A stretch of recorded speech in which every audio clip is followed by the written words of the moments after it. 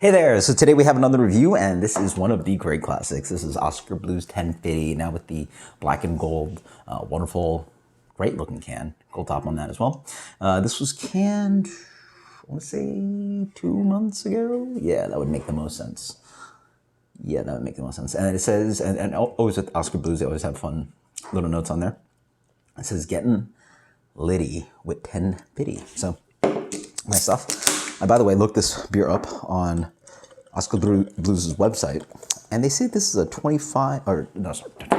65 IBU beer, which I remember this beer was previously listed as a like over 100 IBU beer. You guys gotta fact check me on that one. I'm pretty sure though, very sure actually. So, wow, big difference, big difference. So. Let's see what we get in this glass. Right? So the beer is very dark. Let's see.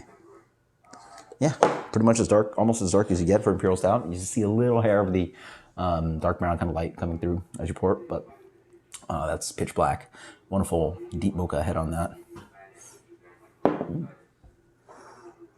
Yeah, that's Imperial Stout. So it's rich, dark chocolate, roast, licorice.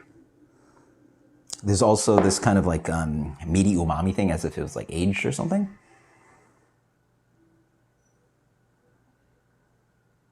Yeah, really nice kind of just like complexity of like, it's almost got this kind of like pencil shaving kind of thing going on as well.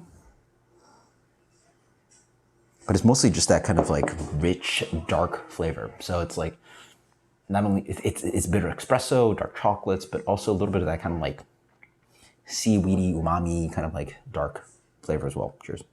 Vegemite. There you go. I just had Vegemite. Review that for you guys. Yeah.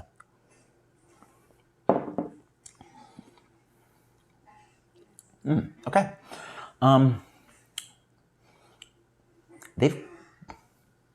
Have they pulled back the bitterness on this one?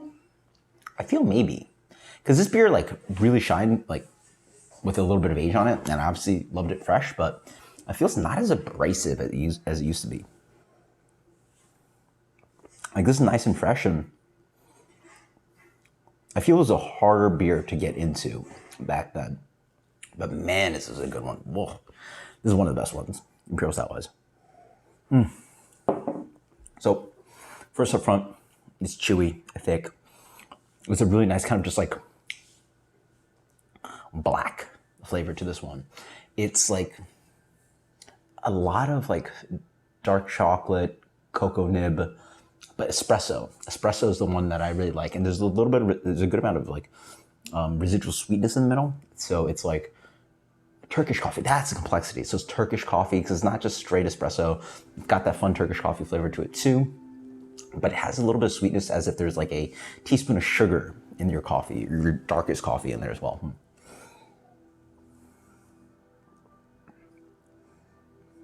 Again, there's this meaty component to it too, almost smoky.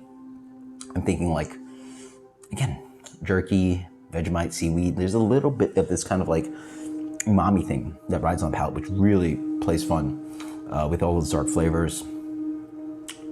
As you wait more, it's more just coffee grounds, rich, kind of like sweet, dark flavors, which makes if that makes any sense. It's like, you know, espresso's better than just like really dark black coffee. It's got a little bit of more quality and like complexity, and I would argue like a sweetness to it, even though the sugar is not added. But then, you know, I mentioned there's a teaspoon of sugar in here too. Bitterness is actually quite subtle on this one, at least for a fresh Imperial Stout. It doesn't smack you over the face. I found like Great Divide was very hoppy. Not the one I just reviewed, but the original Yeti. This one, it's mostly just chocolatey. It really doesn't have that much of that noticeable American hop bitterness. I mean, it clearly is an American Imperial Stout, but sometimes they show pine, woodsy, and just like pure, almost like an Imperial Black IPA kind of thing. This is what some American Imperial Stouts play off to me.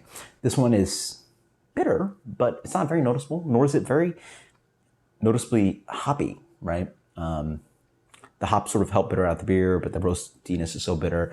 I feel like they had to pull down the bitterness on this one. Maybe they changed the recipe. I think that's what more Pots want these days. But man, it's almost as if you made a 10 Fidy that now has like 2-3 years on it because those hops have faded away. Oh, that is so tasty. Yeah. This for me is just one of the best ones out there. I should have just bought a 4-pack. I try to buy singles just to review them, but I should have just bought a 4-pack, keep it in the closet, have it every 3-4 months, 5 months, 6 months, and just age it and enjoy it here and there. So worth it. It's a seasonal, so pick up some. That's a 98 from me. That is Oskar Blues 10 Fidy. So freaking good. Get it. World class. One of the best Imperial Stouts out there, in my opinion. Cheers, guys. Later.